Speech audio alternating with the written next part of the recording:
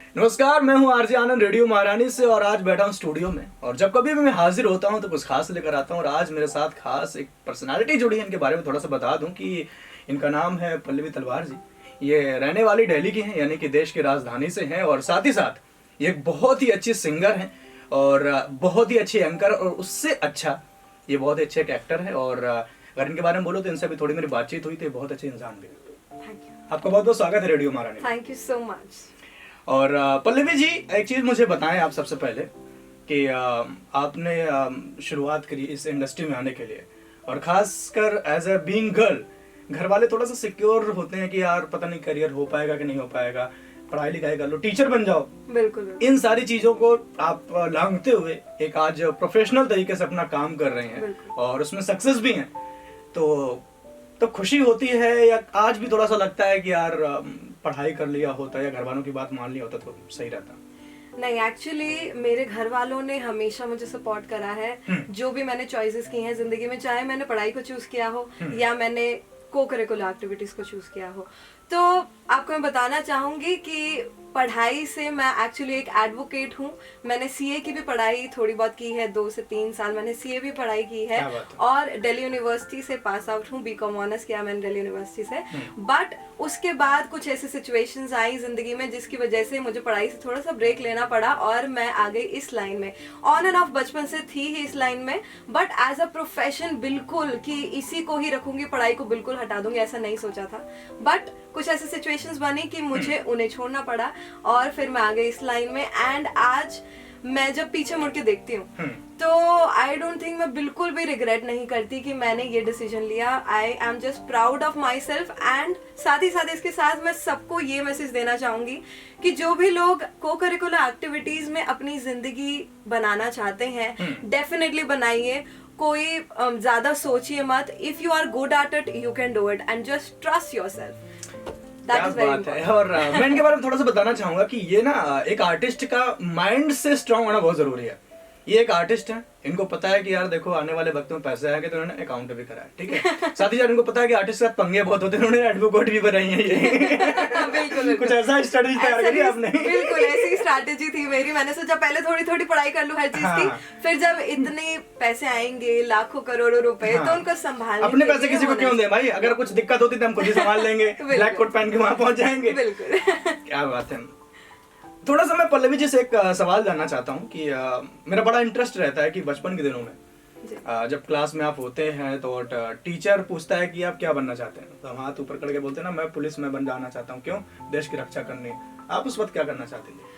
मैं उस वक्त, क्योंकि मैं हमेशा से थी एक्टिंग में, सिंगिंग में, डांस में, तो मैं हमेशा से या तो एक सिंगर बनना चाहती थी या एक एक्ट्रेस बनना चाहती थी। और आई थिंक उन दोनों चीजों को ही मैं टेक फॉरवर्ड कर रही हूँ। आज मैं सिंगिंग भी कर रही हूँ और एक्टिंग भी कर रही हूँ, तो आई एम हैप्पी कि जो मैंने बचपन से सोचा वो मैच कर रही हूँ। क्या बात है। स्कूल वाले फ्रेंड अभी साथ में है या मतलब कहते हैं कि यार हमें पता तो तू एक दिन जरूर बनेगी, ऐसा कुछ होता है? कुछ लोग हैं साथ में और भरोसा है उन्हें कि हाँ, पल्लवी ने जो कहा था वो कर रही है, तो they are very proud of me. क्या बात है, बहुत बढ़िया है। और मुझे ऐसा लगता है कि एक आर्टिस्ट की लाइफ बहुत आसान नहीं होती है और जब उसे डिसाइड करता है कि एज एन आर्टिस्ट बनना, क्योंकि शुरुआती लाइफ थोड़ा बहुत मुश्किल हो पाती है। तो क्या पल्लवी जी ने भी वो सारी चीजें फेस की हैं अपनी लाइफ में जो एक उभरता हुआ आर्टिस्ट को फेस करना पड़ता है, यानी कि चाहे स्ट्रगल हो या कैसे लोगों से कांटेक्ट करें, कैसे चीजों को बनाएं। तो जब पहला सॉन्ग रिलीज हुआ उसके पहले की जो स्ट्रेटजी थी, जो मेहनत थी, उसके बारे में थोड़ा सा कुछ बताएं। बिल्कुल। जब आपका कोई बैकग्राउंड नहीं होता ना इस चीज से, तो आपको कोई भी नई चीज करने में ऑब्वियसली बहुत डिफिकल्टीज आती हैं, आपके कोई कॉन्टैक्ट्स नहीं होते। बट मेरे साथ एक ये प्लस पॉइंट था कि मेरे घर वालों ने, मेरे मम्मी पापा ने मेरा हमेशा से साथ दिया है। क्या बात है। तो कुछ बचपन के कॉन्टैक्ट्स थे, जैसे जब मैं बचपन में इवेंट्स करती थी एज अ डांसर, बचपन में मैंने टेलीफिल्म्स की हैं, एड्स की हैं, तो कुछ बचपन के कॉन्टैक्ट्स थे। जब मैंने कॉलेज खत्म कर लिया और फिर मैंने ये एंकरिंग और सिंगिंग को दोबारा से शुरू करा, तो वो कॉन्टैक्ट्स मेरे थोड़े से काम आए। उसके बाद कुछ कॉन्टैक्ट्स थे तो धीरे धीरे धीरे कॉन्टैक्ट्स बनने लगे, फिर मैं ग्रो करने लगी एंड आज मैं यहाँ हूँ। क्या बात है। अच्छा, कहते नहीं, ये बिल्कुल कहावत इनके ऊपर सही बैठती है कि पूत के पांव पालने में दिख जाते हैं। तो बचपन से टेलीफिल्म्स एंड ऑल आप ऐड कर रहे थे, तो अंदाजा लग गया था कि यार आगे चल के यही चीज हमें। बिल्कुल बिल्कुल बिल्कुल सही बात है। अच्छा, थोड़ा सा मैं और आगे बढ़ता हूँ और मैं मानता भी हूँ कि एक आर्टिस्ट बनने के लिए आप तो देखो, वैसी चीजें तो आप सभी लोग सीख लेते हैं, लेकिन एक सच्चा आर्टिस्ट वही है जो दिल से परफॉर्म करे। बिल्कुल। और उस मुझे लग रहा है समझ गई है मैं क्या पूछने वाला हूँ। तो एज एन आर्टिस्ट आप लोगों के लिए तो बन चुके थे, लेकिन आप खुद से दिल से आर्टिस्ट कब बने? मुझे ऐसा लगता है कि आपकी सहूलियत के लिए मैंने सवाल घुमा दिया है। मैं आर्टिस्ट हमेशा से थी, बट मुझे खुद ऐसा लगता था कि ना मेरे गानों में वो दर्द, वो फील हाँ। नहीं आ रही है। और मुझे ऐसा लगता है कि एक सच्चा आर्टिस्ट बनने के लिए आपको अपना दिल तोड़वाना बहुत जरूरी है। बिल्कुल। तो जिन लोगों के दिल टूटते हैं, मैं उन्हें यही कहना चाहूंगी कि अगर आप आर्टिस्ट लाइन में हैं और आपका दिल टूट रहा है, तो आप बिल्कुल भी उस चीज के बारे में लोड मत लीजिए, डिप्रेशन में नहीं जाइए। ये आपके लिए बहुत अच्छी अपॉर्चुनिटी है कि आपका दिल टूट गया है। अब आपकी कला नेक्स्ट लेवल पे आकर के उभरेगी, so don't worry about it. तो ऐसे ही कुछ हुआ मेरे साथ, और फिर उसके बाद मैंने उससे रेफरेंस लेके एक गाना भी लिखा, जो मेरा पहला खुद का लिखा हुआ गाना मैंने रिलीज किया था, जिसका नाम है सोचा ना था। तो वो कुछ ऐसे चीजें मैंने रेफरेंस लेकर के उससे खुद ही लिखा है, खुद ही गाया है, खुद ही फिल्माया है, खुद ही डायरेक्शन दी है, तो एक्टिंग भी खुद की भाई है। मुझे ऐसे लोगों को देख के खुशी भी होती है, थोड़ी सी जलन भी होती है, सच बता रहा हूँ। यार कितने लोगों की सैलरी आप ले गए अकेले, आपने खुद ही डायरेक्शन कर लिया, खुद ही गाना लिख लिया, लेकिन ये टैलेंट होना बहुत बड़ी बात है, और मैं हैट्स ऑफ करता हूँ इस टैलेंट के लिए, ना मस्ती करते रहते हैं। अच्छा पल्लवी जी, मुझे एक चीज बताएं, और एक आर्टिस्ट के लिए मतलब बहुत मुश्किल होता है अपने आप को स्टेबल कर पाना, और एक टाइम ऐसा लगता है कि यार गाड़ी सही चल रही है नहीं चल रही है, और जब तक आप बहुत अच्छा स्टेबल ना हो जाए उसके बाद मतलब डाउट होता रहता है। तो पल्लवी जी को ये कब लगने लगा, किस गाने के बाद या किसी स्टेज शो के बाद, कि यार अब निकल पड़े, अब कोई नहीं रोक सकता? एक्चुअली ना ये कभी कभी लगता है, और कभी कभी आज भी ऐसी फीलिंग आती है कि क्या पता कुछ ना हो पाए, जिस लेवल पे पहुंचने की सोचा उस लेवल पे ना पहुंच पाए तो क्या होगा। तो it is a combination of positivity and negativity, so you need to balance that, and अपने ऊपर भरोसा करना, अपने ऊपर ट्रस्ट करना, and I think you can do anything in life if you trust yourself. और मुझे ऐसा लगता है कि एज एन आर्टिस्ट अगर मैं समझूं इस बात को, तो कि जब काम बहुत अच्छा चल रहा होता है तो लगता है कि यार बस शाहरुख खान के बाद हम ही हैं, ठीक है? बिल्कुल ऐसी फीलिंग भी आती है कभी कभी। और जब काम नहीं होता तो ऐसा लगता है कि यार अब आउट ऑफ डेट हो गया, लग रहा है क्या करें, कैसा हो रहा है। एक आर्टिस्ट को ना सच में जब बहुत अच्छा काम नहीं हो तो नींद नहीं आती रात में, वो पूरी रात ये सोचता रहता है कि यार कल मैं क्या करूं क्या करूं। आपके साथ भी ऐसा होता होगा? जी बिल्कुल। किसको देखकर आप आगे बढ़ रहे हैं? कोई तो ऐसी इंस्पिरेशन होगी, कोई तो ऐसा पाथ होगा, कोई तो ऐसा पार्ट आपने देखा होगा कि यार यहाँ जाना है, ऐसा बनना है। मैं जब कॉलेज में थी तो हमेशा से गाने सुने हैं, सभी लोग गाने सुनते हैं, गाने गाते हैं, हमेशा से रही हूँ इस लाइन में। बट जब मैं कॉलेज में थी, एक बार मैं कॉन्सर्ट देखने गई सुनिधि चौहान जी का, और उस कॉन्सर्ट को देख करके ना मेरी आंखों में आंसू आ गए कि ओ माय गॉड, मतलब कैसे परफॉर्म कर रही हैं वो, उनकी energy level was next level. और उनके गाने हमेशा से मैं सुनती आई हूँ, तो उनकी वर्सेटैलिटी मुझे बहुत पसंद थी, उनका एनर्जी लेवल मुझे इतना पसंद आया कि आंखों से आंसू इसलिए आए कि मुझे ऐसा लगा कि पल्लवी यहाँ पहुंचना है तुझे। क्या बात है, एक बार सुनिधि मैम के लिए तालियां होनी चाहिए। बिल्कुल। मुझे ऐसा लगता है कि वो लोग एक आर्टिस्ट नहीं होते हैं, न जाने कितने लोगों को वो इंस्पायर करते हैं, और सुनिधि मैम के लिए तो हम क्या ही बोले। और ये वाली क्लिप मैं सुनिधि मैम आप तक जरूर पहुंचाऊंगा, ताकि एक बार आप पल्लवी को अपने पास बुलाएं। बिल्कुल, मुझे आशीर्वाद जरूर दें। क्या बात है, जरूर। अच्छा थोड़ा सा मैं और आगे बढ़ता हूँ, और अभी तक आपके कितने ओरिजिनल सॉन्ग आ चुके हैं, किस किस प्लेटफॉर्म में आ चुके हैं, और उनको लोग कैसे पसंद कर रहे हैं, कितने उनसे आपको रिस्पॉन्स मिल रहा है? मेरे 6 ओरिजिनल्स आ चुके हैं, और वो हर प्लेटफॉर्म पे अवेलेबल हैं, चाहे वो स्पॉटिफाई हो, सावन हो, यूट्यूब हो, everywhere they are available. And एक और बात मैं आपको बताना चाहूंगी, मेरा जो स्पॉटिफाई है और मेरा जो सावन है वो वेरीफाइड है। Now I am a verified artist. थोड़े दिनों पहले ही वेरीफाई हुआ, तो मैं बहुत खुश हूँ। इंस्टा उसमें तो नहीं हुआ, ट्विटर पे? ट्विटर नहीं हुआ अभी, तो जल्द हो जाएगा। कोई बात नहीं, $8 दीजिएगा, हो जाएगा। बिल्कुल। ओके, वैसे मुझे बहुत खुशी भी हो रही है कि अपना ओरिजिनल, तो वो बेसिकली बोले तो वो अपना बेटा होता है, उसको हम ऐसे पालते हैं, उसको बड़ा करते हैं। ओरिजिनल सॉन्ग लाना अपने आप में बहुत एक बड़ी बात है। और मैंने सुना है कि मतलब हिंदी गानों के साथ साथ आपका पंजाबी भी टच बहुत अच्छा रहा है, और वो भी गाने आपने गाए? जी, पंजाबी गाने भी मैंने गाए हैं। मेरा थोड़े टाइम पहले ही एक गाना रिलीज हुआ था जिसका नाम है नैन शराबी, एंड वो एक पंजाबी सिंगर है जतनजीत सिंह, उनके साथ मेरा गाना रिलीज हुआ है। आप YouTube पे जाकर के सर्च करेंगे तो आपको मिल जाएगा। That is a very nice song. अच्छा, अगर थोड़ा सा कुछ गुनगुना दें, काफी देर हम लोग बातचीत कर रहे हैं और हमारे सामने सिंगर बैठी हैं। बिल्कुल बिल्कुल। प्लीज। तो मैं बॉलीवुड का ही एक गाना गाना चाहूंगी जी। एक प्यार भरा सॉन्ग मैं सभी लोग जो लोग सुन रहे हैं, आप सभी लोगों के लिए। बिल्कुल। मिले हो तुम हमको बड़े नसीबों से, चुराया है मैंने किस्मत की लकीरों से, तेरी मोहब्बत से सांसें मिली है, सदा रहना दिल में करीब होके, मिले हो तुम हमको बड़े नसीबों से, चुराया है मैंने किस्मत की लकीरों से। क्या बात है। वैसे तो ये गाना उस इंसान को गाना चाहिए जिसको आप मिले। खैर, तो अब मैं वहां नहीं जाऊंगा, मैं थोड़ा सा इधर आता हूँ। और आपके ओरिजिनल सॉन्ग भी आ चुके हैं और बेहतर तरीके से आप काम भी कर रही हैं। और मैंने सुना है कि आपने बहुत सारे गानों में एज एन लीड एक्ट्रेस भी आपने काम करा है, मतलब कुछ सीरीज जो होती हैं, शॉर्ट सीरीज होती हैं, ऐसा भी। बिल्कुल, मैंने यूट्यूबर्स के साथ बहुत सारे कोलैबोरेशंस किए हैं, उनके साथ एज अ एक्ट्रेस काम किया है। तो बहुत सारी वीडियोस हैं जिनके साथ मैंने काम किया है, यूट्यूबर्स बड़े बड़े हैं। मैं यार इनके बारे में छोटी सी बात बोलूंगा, आप कुछ मत जाओ, गूगल तो जानते होगे ना, बिल्कुल जानते होगे, वहां पर जाके बस पल्लवी तलवार टाइप कर देना, आपको पूरी इनकी जन्म कुंडली तक मिल जाएगी वहां से। अच्छा पल्लवी जी, कभी ज्यादातर आर्टिस्ट के साथ ऐसा होता है कि वो ट्रस्ट कर लेते हैं, जैसे मैं हूँ, मान लो मैं एक एग्जांपल दे रहा हूँ कि मैं बहुत अच्छा सिंगर हूँ, आप मेरे साथ काम कर लो, मैं बहुत अच्छा प्रोड्यूसर हूँ, डायरेक्टर हूँ, आप मेरे साथ काम कर लो, आपको लगा यार बंदा ठीक है, वहां पहुंचने के बाद लगा काहे आ गया यहाँ पे, इसके साथ काहे काम कर लिया, ऐसा हुआ है कभी? नहीं, ऐसा कभी नहीं हुआ। झूठ बोल रहा है। कोई नहीं, मैं पहले से ही कोशिश करती हूँ कि मैं थोड़ी सी रिसर्च कर लूँ और अच्छा, ऐसी चीजें मेरे साथ ना हो।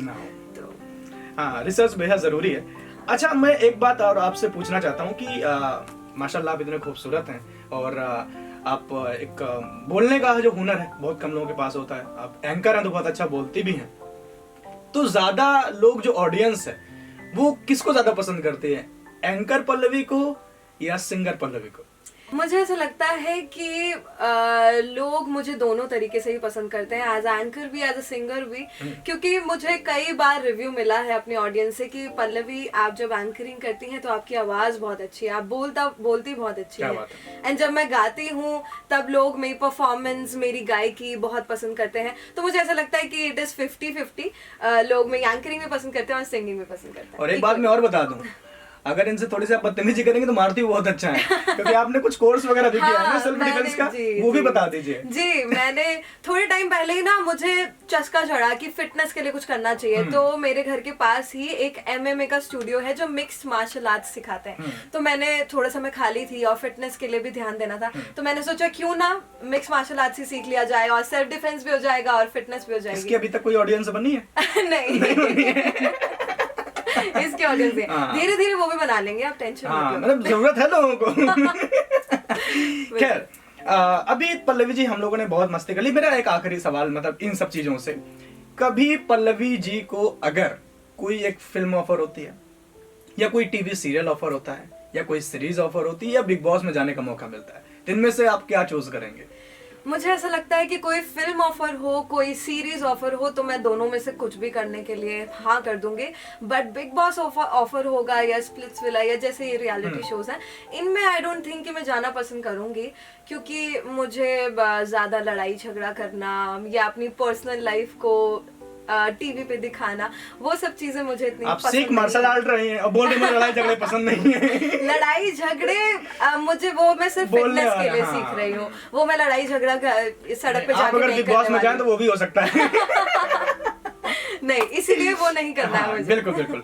खैर, पल्लवी जी से भी बहुत सारी बातचीत हो रही है और थोड़ा सा जान लेते हैं आपके अपकमिंग प्रोजेक्ट्स के बारे में। जी बिल्कुल, जैसे कि अभी वेडिंग सीजन चल रहा है, वेडिंग सीजन स्टार्ट हो चुका है, तो मैंने सोचा इस बार क्यों ना वेडिंग रिलेटेड कुछ किया जाए। तो मैं जैसे कि एंकरिंग करती हूँ, तो मैं पब्लिक इवेंट्स भी करती हूँ, प्राइवेट इवेंट्स भी करती हूँ। तो मैंने बहुत बार सुना है कि जब ब्राइड की एंट्री हो रही होती है तो दिन शगना दा गाना बजता है, और दिन शगना दा के अलावा और कोई गाना ही नहीं है जो ब्राइड की एंट्री में बजता हो। तो मैंने सोचा क्यों ना दिन शगना दा से इंस्पायर होकर के कोई गाना बनाया जाए जो शायद ब्राइड एंट्री में अच्छा लगे। तो उससे इंस्पायर होकर के मैं एक गाना रिलीज करने वाली हूँ दिसंबर में, जो कि आरवी पनेसर ने म्यूजिक किया है उनका और K9 ने उसको लिखा है एंड मास रिकॉर्ड्स पे वो रिलीज होगा। तो आपकी कांग्रेचुलेशन इसके लिए। और ये गाना मैं चाहता हूँ कि आने वाली जितनी भी शादियां हैं उनके सबके एल्बम में वाला गाना लगे। मेरा भी यही सोचना है कि ऐसा हो। बिल्कुल बिल्कुल। और मुझे आप जब बता रही थी तो मेरे पास दो कंफ्यूजन है बीच में। ऐसा नहीं कि आप जब कोई बोल रहे होते तो एकदम से स्ट्राइक करता है। जब आपने बोला कि शादियों का सीजन चल रहा है तो मुझे कहा तो आप करने वाले हो। दूसरा आपने बोला कि जब एंट्री होती है ब्राइडल में तो एक गाना बजता है, मुझे लगा आप गाने वाले हो कि मैं लाइव गाऊंगी वहां पे। नहीं। खैर, वैसे तो देखो हमने बहुत सारी बातचीत कर ली और हमने बहुत सारे गाने भी गा लिए जो आपको पसंद है, लेकिन जो अपनी चीजें होती हैं उनसे मोहब्बत कुछ खास होती है। बिल्कुल। उसके लिए मैं एक बात कहना चाहूंगा कि तुम खास हो मेरी जिंदगी में कुछ यूं इस तरह, जैसे पहली नजर में देखा था तुम्हारी मुस्कुराते हुए चेहरे को। तो कुछ अपना ओरिजिनल अगर हो जाए तो। बिल्कुल। जैसे कि मैंने आपको बताया था कि मैंने वैलेंटाइंस पे एक गाना रिलीज किया था। वाह। तो किसके लिए वैसे? वो मैंने आपको बताया है कि मैंने इंस्पायर हुई थी मैं, तो उसकी 2 लाइनें मैं गाना चाहूंगी। मैंने सोचा न था, कभी समझा न था, कभी सोचा न था, कभी समझा न था, इतना प्यार कर बैठूंगी ये जाना न था, कभी सोचा न था, कभी समझा न था, इतना प्यार कर बैठूंगी ये जाना न था। पहली बार मिले थे हम तो पिज्जा खाया था, उस पिज्जा को केचप से सजाना पसंद आया था, उस छोटी सी मुलाकात में मैंने तुझको जाना था, You are the one उस दिन समझ में आया था, मैंने सोचा न था। मेरे लाइफ का ये पहला प्रैक्टिकल सॉन्ग है। प्रैक्टिकल सॉन्ग्स लिखने पसंद है मुझे। मैंने सिर्फ 2 गाने लिखे हैं और वो प्रैक्टिकल सॉन्ग। और बहुत मजा आ रहा है आपसे बातचीत करके। पल्लवी जी, जो लोग अभी आपको देख रहे हैं, जो आपको पसंद करते हैं और जो लोग आपको इतना सपोर्ट करते हैं, और जो खासकर रेडियो महारानी के जो व्यूअर्स हैं, उनको कुछ बात करना चाहेंगे, कुछ मैसेज देना चाहेंगे?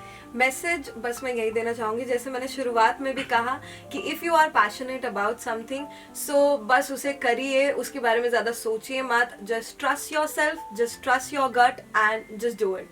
एवरीथिंग विल बी हैंडल्ड, सब कुछ ठीक रहेगा। क्या बात है। और बिल्कुल रहेगा। और मेहनत करते रहिए, लगन बना रखिए, और साथ ही साथ चलते चलते, लेकिन उसके पहले हमारे सारे सिंगर हैं यार, तो एक छोटा सा कुछ। बिल्कुल।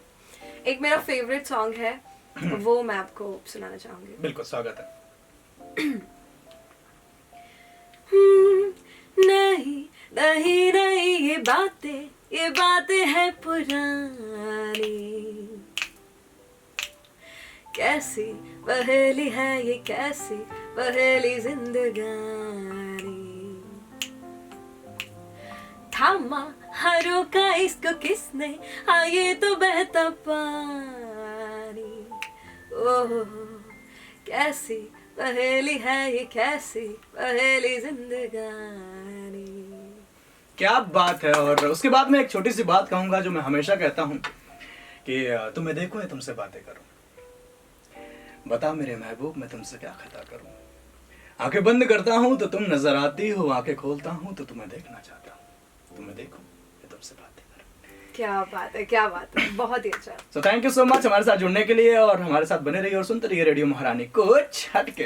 Thank you so much.